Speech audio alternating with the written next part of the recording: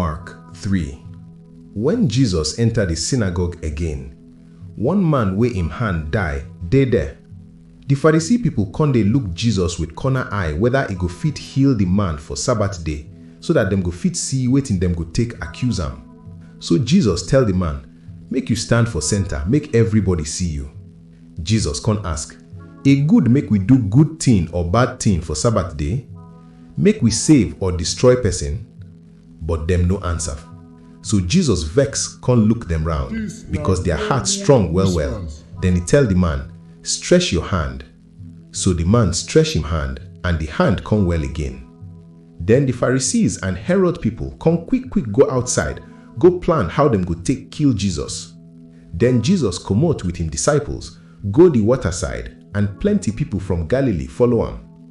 People from Judea, Jerusalem, Idumea, some from across Jordan River and around Tyre and Sidon come meet him when them hear about the things where they do. Because of the people, Jesus can't tell him disciples, make them prepare one small boat for him, so that people no go fit push him anyhow. Jesus heal many people, so all the people we know well can't they push each other so that them go fit touch him. And anytime evil spirit where they inside some people body see Jesus, them go fall for in front, they shout, you be God pikin.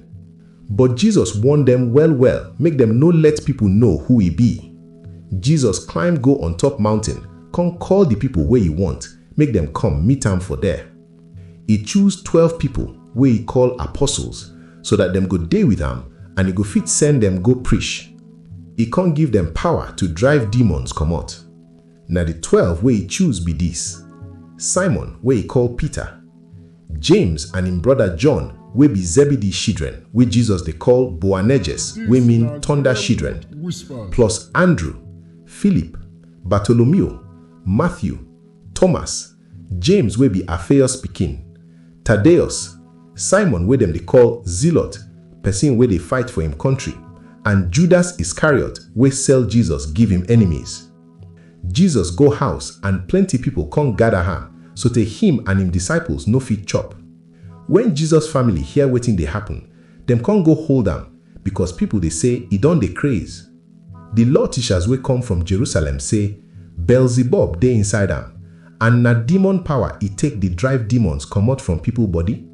So Jesus can't talk to the people for parable, say, how Satan go fit take Satan comot? Any kingdom where people they fight each other no go fit stand, and any family where they fight themselves go scatter. So if Satan kingdom divide against himself, he no go fit stand, and him end don't reach. Nobody go fit enter strong man house thief him property, unless he first tie the strong man before he go fit thief him things. I tell you a true word, God go forgive people the sins where them commit and all the bad word where them talk.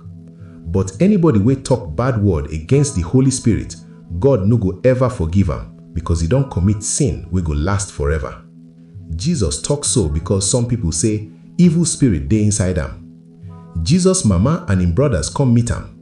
Them stand for outside, come send person go call am. The people wey sit down near Jesus come tell am, your mama and your brothers dey outside, them won't see you. But Jesus answer them, who be my mama and my brothers? Then he look the people wey sit down round them, come tell them, now my mama and my brothers be these people wey sit down here. Because anybody wey do wetin God want, na him be my brother, sister, and mama. This na Greywood whispers, voice when not loud, but get sense.